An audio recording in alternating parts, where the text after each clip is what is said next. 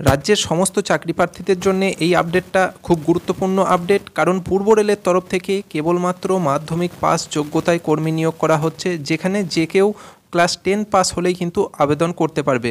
যে জায়গায় আবেদন করতে পারবে সেটা হচ্ছে হল স্টেশনে এই কর্মী নিয়োগটা করা হচ্ছে। যে কোনো ছেলে মানে যে কোনো পুরুষ অথবা মেয়ে, যে কোনো মহিলা মানে যে কোনো মেয়ে এখানে কিন্তু অ্যাপ্লিকেশান করতে পারবে, কোনো বাধা নেই। আবেদন করতে গেলে তোমাদের কোনো রকম ফিস লাগছে না, উইদাউট অ্যাপ্লিকেশান ফিস তোমরা আবেদন করতে পারবে।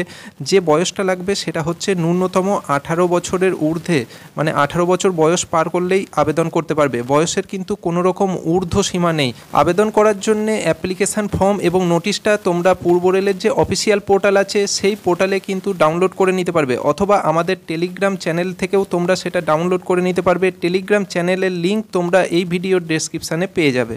এই পদের আবেদনের জন্য তোমাদের যে জায়গায় অ্যাপ্লিকেশান করতে হবে তার অ্যাড্রেস বা ঠিকানাটা হচ্ছে senior divisional commercial manager office, comma দিয়ে তোমরা লিখবে ইস্টার্ন রেলওয়ে, কমা দিয়ে আবার লিখবে শিয়ালদা, কমা দিয়ে লিখবে DRM building, room number 44, Kaiser street, Kolkata 7,14,000। এই ঠিকানাতে তোমাদের অ্যাপ্লিকেশান সাবমিট করতে হবে। চাইলে তোমরা নিজে গিয়ে জমা দিতে পারো অথবা ভায়া পোস্টের মাধ্যমেও পাঠাতে পারো।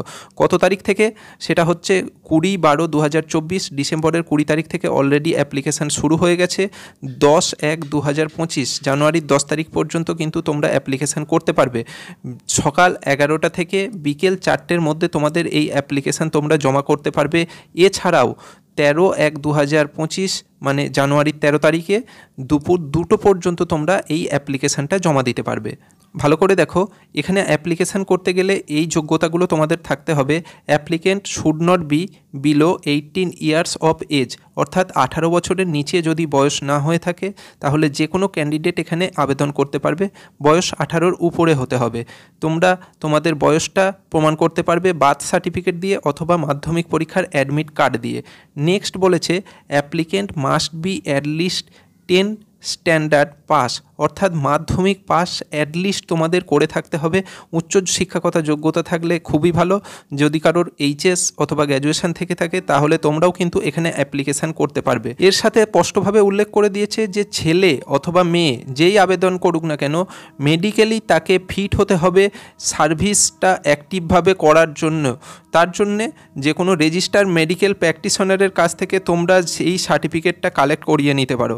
এই পদে যদি তোমরা কাজটা পাও তাহলে প্রত্যেক মাসে তোমরা যে পে আউটটা পাবে সেটা কিন্তু তোমরা স্যালারি হিসাবে পাবে না।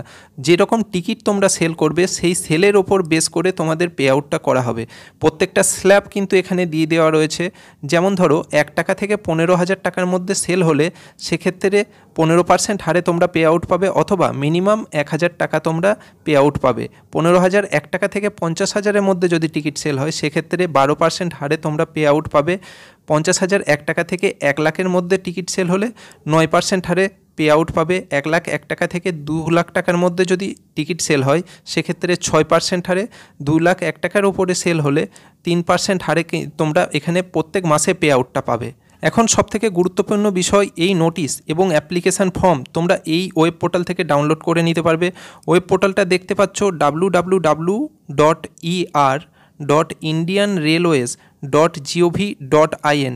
এই ওয়েব পোর্টাল থেকে তোমরা নোটিশ আর অ্যাপ্লিকেশান ফর্ম ডাউনলোড করে নিতে পারো, অথবা তোমরা আমাদের যে টেলিগ্রাম চ্যানেল আছে সেই চ্যানেল থেকেও কিন্তু এই নোটিশ এবং অ্যাপ্লিকেশান ফর্ম ডাউনলোড করে নিতে পারবে, আর তার লিঙ্ক কিন্তু ভিডিওর ডেসক্রিপশানে তোমরা পেয়ে যাবে। অ্যাপ্লিকেশান করতে গেলে এই ফর্মটা তোমাদের ফিল আপ করতে হবে। লিখেছে format of the application for selection of halt agent at. তোমরা যে হল্টের জন্য আবেদন করছো সেই হল্টের নাম তোমরা এই শূন্যস্থানে লিখবে। ডান দিকে উপরে তোমাদের পাসপোর্ট সাইজে ফটো একটা ছাঁটিয়ে দেবে, এবং 1 নম্বরে তোমাদের নেম অফ অ্যাপ্লিকেন্ট, যে আবেদন করছে তার নামটা কিন্তু ক্যাপিটাল অক্ষরে লিখবে, পুরো ফর্মটা কিন্তু ক্যাপিটালেই লিখবে। 2 নম্বরে ফাদার্স অথবা হাজব্যান্ড নেম, যার ক্ষেত্রে যেটা প্রযোজ্য হবে সেটা তোমরা এখানে লিখে দেবে। 3 নম্বরে এজ এবং ডেট অফ বার্থ জানতে চেয়েছে। প্রথমে তোমরা তোমাদের বয়স লিখবে এবং তারপর তোমাদের ডেট অফ বার্থটা সাইডে লিখে দেবে। 4 নম্বরে এডুকেশান কোয়ালিফিকেশান, যার যেই রকম পড়াশোনার যোগ্যতা আছে সেটা তোমরা মেনশান করে দেবে। কারোর মাধ্যমিক হলে মাধ্যমিক, উচ্চ মাধ্যমিক হলে উচ্চ মাধ্যমিক, এবং গ্র্যাজুয়েশান যার যেরকম আছে সেটা উল্লেখ করে দেবে। সেক্ষেত্রে তোমাদের ডকুমেন্টস কিন্তু প্রত্যেকটা অ্যাটাচ করতে হবে।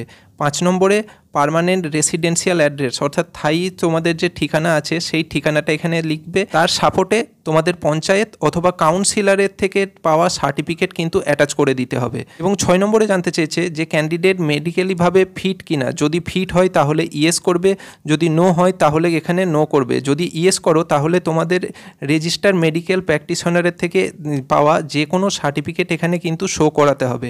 7 নম্বরে জানতে চেয়েছে যে আবেদন করছে তার কি এর আগে অন্য কোনো হল্ট স্টেশনের কন্ট্যাক্ট নেওয়া আছে, যদি হ্যাঁ হয় তাহলে ইয়েস করবে, যদি না হয় তাহলে এখানে নো করবে। 8 নম্বরে বলেছে যে তোমাদের পুলিশ ক্লিয়ারেন্স সার্টিফিকেট আছে কি না, যদি থাকে ইয়েস করবে, যদি না থাকে তাহলে এখানে নো করবে। 9 নম্বরে আধার কার্ড, ভোটার কার্ড এবং অন্যান্য যে কোনো ডকুমেন্টস তোমরা যেগুলো শো করাচ্ছ সেগুলো কিন্তু এখানে তাদের নাম লিখে দেবে। 10 নম্বরে টেলিফোন নাম্বার, তোমাদের মোবাইল নাম্বার এখানে লিখে দেবে।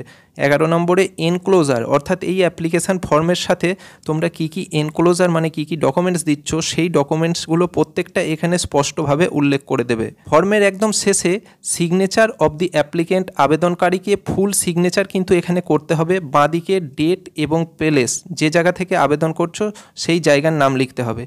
তারপর দেখো একটা ডিক্লারেশন ফর্ম দিয়েছে, অর্থাৎ যে আবেদন করছে সে তার নামটা এখানে লিখবে।